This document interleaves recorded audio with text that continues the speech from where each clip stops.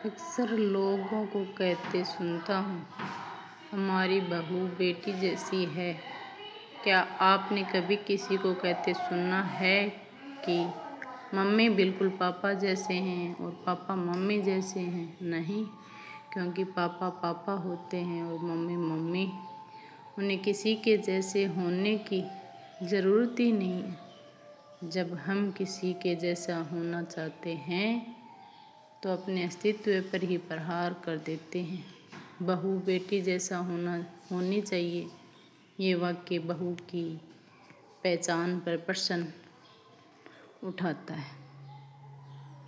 क्या बहू होने में हमें कोई खासियत नहीं है जो बेटी जैसा होने का प्रमाण चाहिए?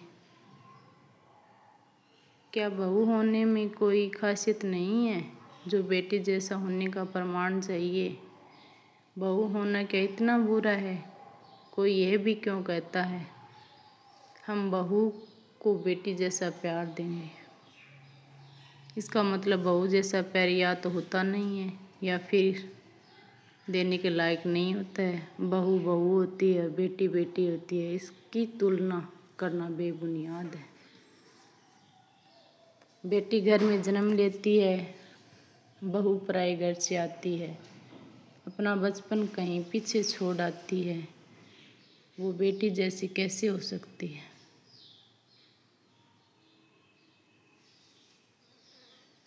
वो बेटी जैसी कैसे हो सकती है और क्यों हो वो बेटी जैसी?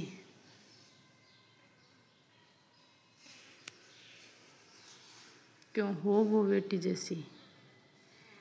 जब वो कहती कि बेटी जैसी हूँ, मैंने कहा था मैं बचपन से तो किसी की बेटी थी। जब अचानक स्टेटस कैसे बदलूं? मुझे नहीं होना किसी के जैसा।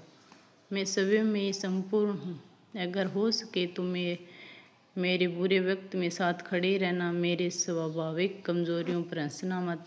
मेरे मातृत्व पर सवाल मत खड़े करना। मुझे बेटी जैसे प्यार मत देना, पर मुझे बहू का सम्मान देना। मुझे बहू का प्यार देना।